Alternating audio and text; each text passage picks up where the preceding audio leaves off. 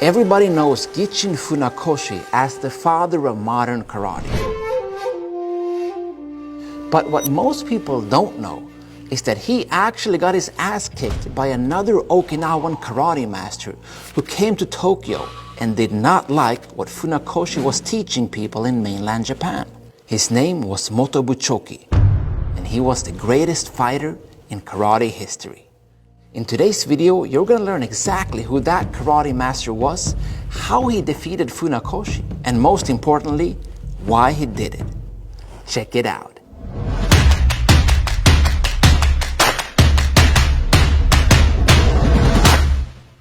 Motobu Choki was born in 1870 in Shuri, the former capital of Ryukyu Kingdom, or modern-day Okinawa. This is really important because Motobu's father was a descendant of the sixth son of the Okinawan king. In other words, his family was not noble, it was royal. As the third son in the family, Motobu didn't get that same education and attention that his oldest brother Choyu got, which is why he became a wild and rough child who loved to fight. To harness all of this energy, his family invited Itosu Anko to come to their home and teach karate. Itosu, of course, was the man responsible for bringing karate into the school system in Okinawa, and his most famous student would later become Funakoshi Gichin. Motobu learned karate for many years under Itosu Anko, but unfortunately, he always kept getting beat up by his older brother Choyu.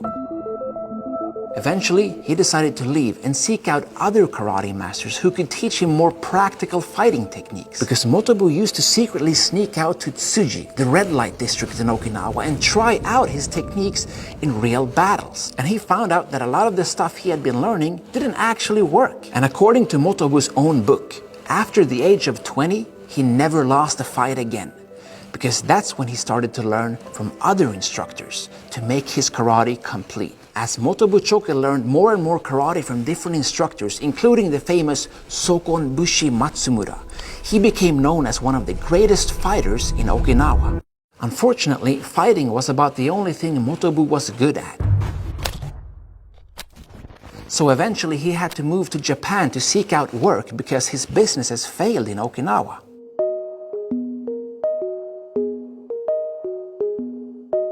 In the early 1920s, Motobu Choki arrived in Osaka and started setting up his own dojo. But many of Motobu's students didn't last long. And some of his students later said that he ran out of teaching material after a couple of months, because once he got the basics down, the rest was just fighting. Plus, Motobu had a thick Okinawan accent and couldn't clearly communicate his ideas like other Okinawans who were more educated, such as Funakoshi Gichin. So Motobu was faced with a choice: either stay in Japan and try to make a living, or go back to Okinawa. This is when the famous opportunity to fight a foreign boxer arose for Motobu. After Motobu won this spectacular exhibition fight, his name spread far and wide, and some people actually speculate that the real reason he went to fight was because he had bet money on himself. It was after this event that Motobu went to Tokyo to fight Funakoshi Gichin. In Motobu's own words, he had never heard about Funakoshi Gichin back in Okinawa, but here he was spreading his gospel and making karate popular, something that Motobu himself had failed to do, even though he considered himself a better fighter than Funakoshi. In fact, he described Funakoshi's karate as the shamisen, the three-stringed guitar. It made a beautiful sound, but it was empty on the inside. Funakoshi was about 2 ranks lower in the social hierarchy back in Okinawa, which is why Motobu thought it was time to put him in his place. Their encounter went down like this.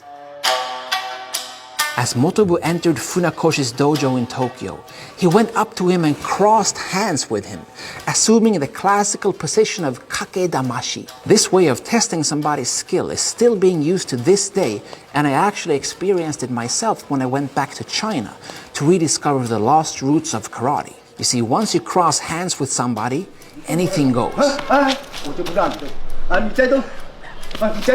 And according to Motobu's book, at this point, he thought it would be too much to punch Funakoshi. So all he did was twist his wrist and throw him down. Funakoshi's students later told us that he jumped right back up and said, "Let's go again." They assumed the kake kumite position again, and the exact same thing happened one more time. And believe it or not, Funakoshi tried one more time, and for a third time, he was thrown to the ground by Motobu Choki. After that, Motobu didn't have anything else to prove, so he just left. And according to Funakoshi's own students, ever since that day, his face would contort and get red whenever somebody mentioned Motobu's name around him. And he continually referred to Motobu as the illiterate whenever he talked about him. Funakoshi Gichin's goal with karate was character development and forging great human beings, not necessarily fighters. Motobu Choki said that he would happily kick Funakoshi's ass all the way back to Okinawa so that he could never teach again. But that vision never materialized because by this point, Funakoshi Gichin was too famous and had too many influential friends in the Japanese martial arts community, like Jigoro Kano, the founder of Judo. But that's not all. When Motobu heard that Funakoshi was the first karate master to receive the rank of 5th degree black belt by the Japanese Martial Arts Confederation, he laughed and said, "Ha, what does that make me, a 10th or 11th dan?" It's safe to say that Motobu did not respect Funakoshi's karate. Perhaps he was even a little bit jealous.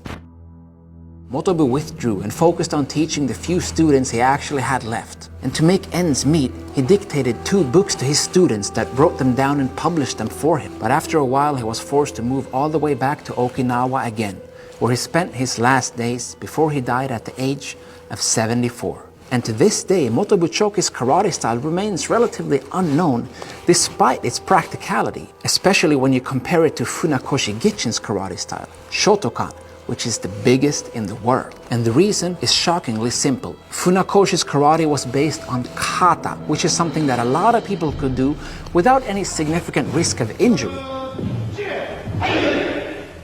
Whereas Motobu Choki's karate was focused on kumite, the actual fighting of how you could use those kata techniques in a real fight. For Motobu, kata came second. For Funakoshi, kata came first. And that's why it was so easy to popularize.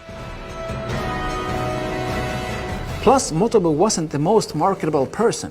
Since he came from a royal family, he never had to suck up to anybody, which is really important when you want to get into the politics in mainland Japan. This is something that the other Okinawan karate pioneers, including Funakoshi, had to learn how to do. And that's why politics is still such a huge part of karate even to this day. But Motobu never cared about that. And as a result, most people don't know who he was or what he did.